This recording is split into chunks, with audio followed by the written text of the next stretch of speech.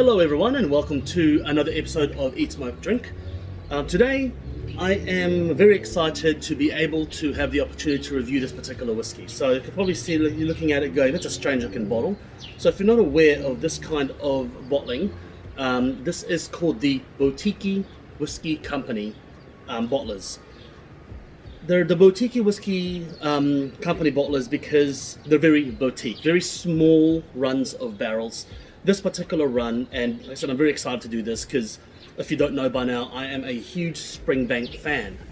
And this particular whiskey I'm reviewing today is the Springbank 25-year-old Boutique Whiskey Company bottling, and there's only 146 bottles in existence. That's 146 bottles in existence, and it's only 500 ml as well. So not every day I get to experience something like this. They're very mysterious. They don't really tell you what barrels they belong to or much about the whiskey itself. That's the whole thing about it. I tried Googling as much as I can, and there's not much information out there at all.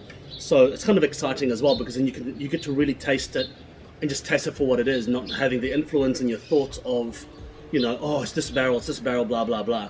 And this particular one is 53.3% alcohol, so it's pretty punchy.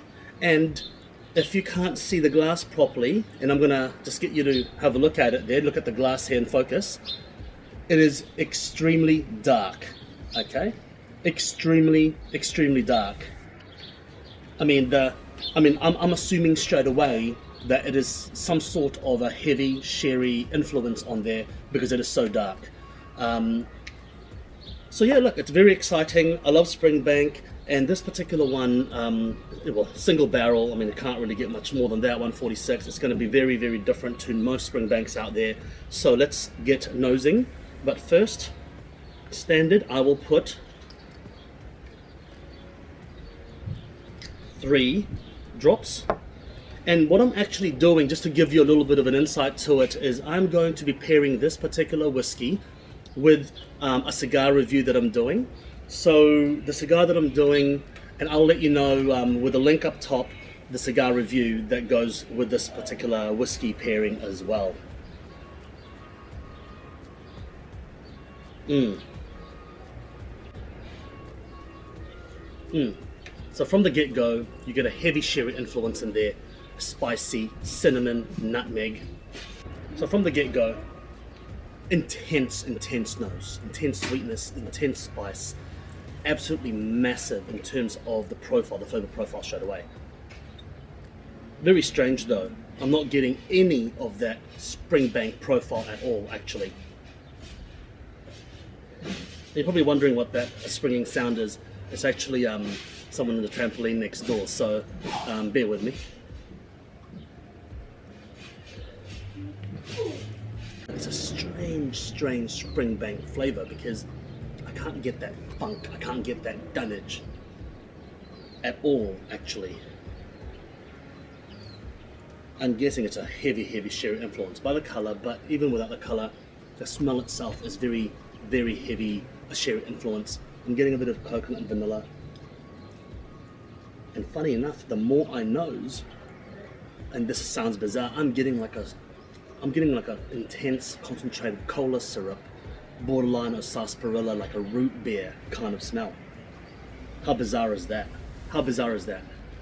Very exciting though, because this is why they're here. These whiskies are here because they're so bizarre, they're so different.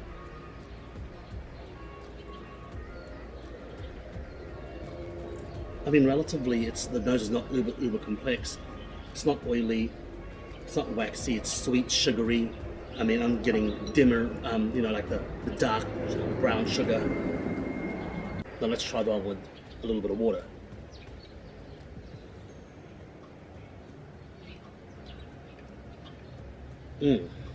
So it does change a little bit, not too much, but the cola subsides, the cola and root beer subsides, but a little earthiness comes through.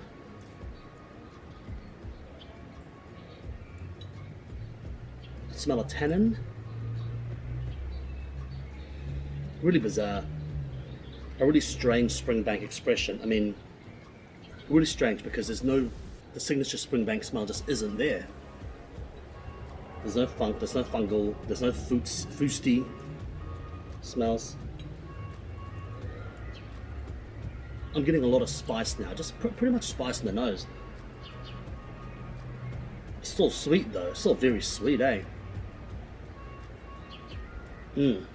Very pleasant nose, very pleasant nose. Now, let's try it. Let's try and see what it's like.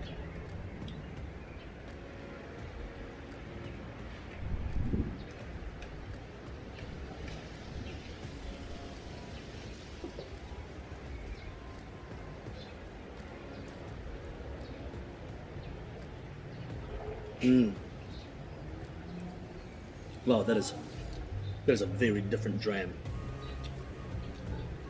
Man, it's bizarre. It's really like cola, like a cola syrup, like little cola lollies, candies.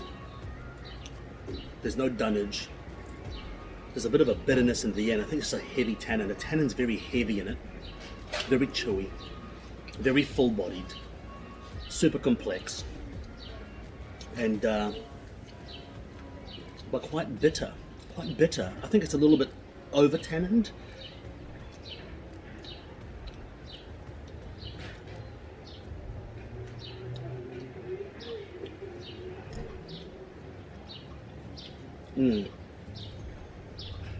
It's actually quite interesting. It's relatively narrow in flavor profile. There's nothing too much hitting at you. It's heavy sherry influence. There's a root beer. Cola type of influence in there. Very wooded, very tannin, black tea. Very fascinating dram. Very fascinating dram. It's I've never had anything like it. You know, it's such an interesting thing. There's no similarities I can pull anywhere that can kind of compare to this particular dram.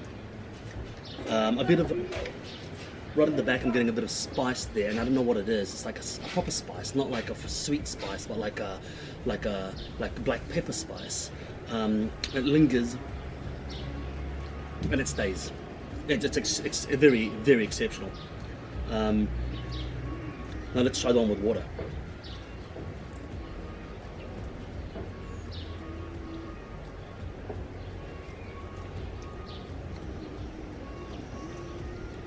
The one with water just opens it up. A few drops of water opens it up. I'm getting sweetness, an intense sweetness, brown sugar. The alcohol was shielding that. I'm getting caramel, I'm getting toffee, I'm getting just raw brown sugar in my mouth, a bit of golden syrup. But man, that's strange because that cola root beer earthiness is right there. Slightly medicinal root beer. The finish is long, the finish is full, the finish is slight savouriness to it, not oily, but it's mouth coating, it permeates through your mouth and your tongue. It's sweet, it's caramel, sugar, fruit cake, cinnamon, spice, a bit of black pepper, slight leatheriness in the finish, but absolutely astonishing whiskey to have. I mean, really, really astonishing experience here. So sorry, it's a little bit disjointed, but I actually forgot to mention if I preferred water and how I prefer to drink this whiskey. So I'm just filming this and putting it between the slots.